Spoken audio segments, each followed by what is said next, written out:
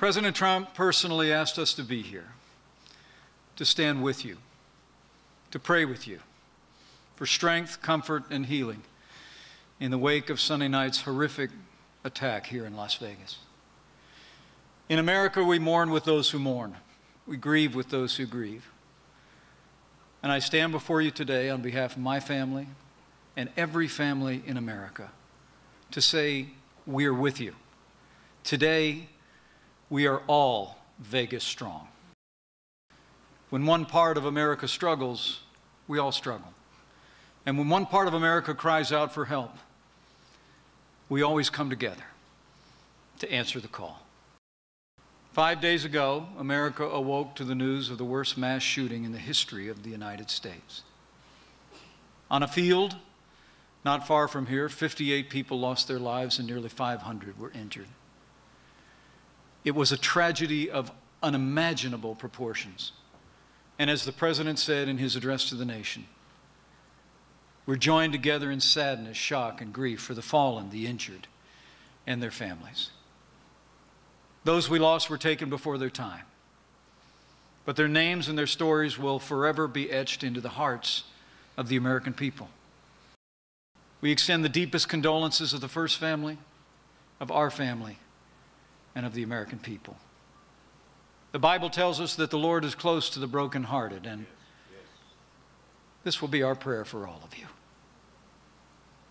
We do mourn with those who mourn and grieve with those who grieve, but we do not grieve like those who have no hope, because heroes give us hope.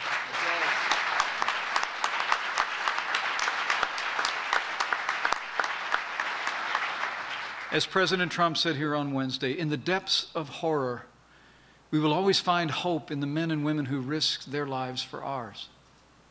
We find hope in the heroic actions of the Las Vegas Metropolitan Police Department, the fire department, and all the first responders on that night who, without regard to their personal safety, rushed into harm's way.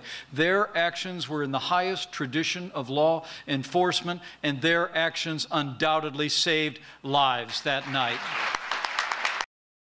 We find hope in the medical professionals in this community, the doctors, the surgeons, the nurses, the EMTs across Las Vegas, whose swift professionalism, compassion, and expert care prevented an even wider tragedy. And we find hope in the everyday Americans, whose heroic actions in the face of unspeakable evil inspired the nation. Among the heroes, known and unknown, a mom who shielded her 4-year-old daughter with her own body. A father who helped guide others to safety even though he'd been shot not once but twice. An off-duty firefighter who told his wife she had to run, but he had to stay to help those in need. And an Army veteran who rushed to the scene to find his girlfriend and her mom and ended up carrying the wounded off the field. These were everyday Americans. But every day, from this day forward, we will remember their selflessness and courage whenever we remember that dark hour. On Sunday night, Las Vegas came face to face with pure evil.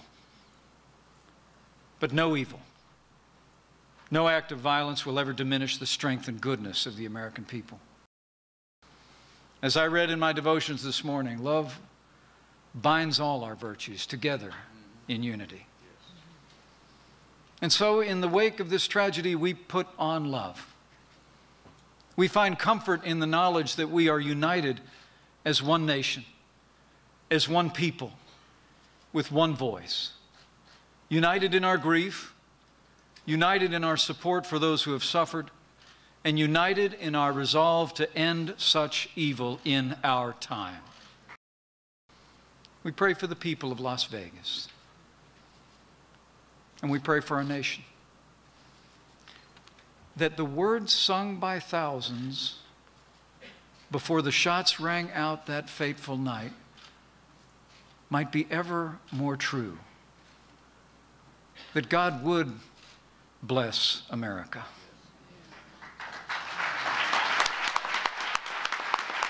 That He would renew our unity and strengthen our faith. Our faith that as He's ever watched over this great land, that He, in this moment, will again bind up our wounds. He will heal the brokenhearted, and He will wipe every tear from our eyes. So may God bless you. May God bless the men and women of law enforcement and all our first responders. May God bless the fallen, the injured, and their precious families. And may God bless America.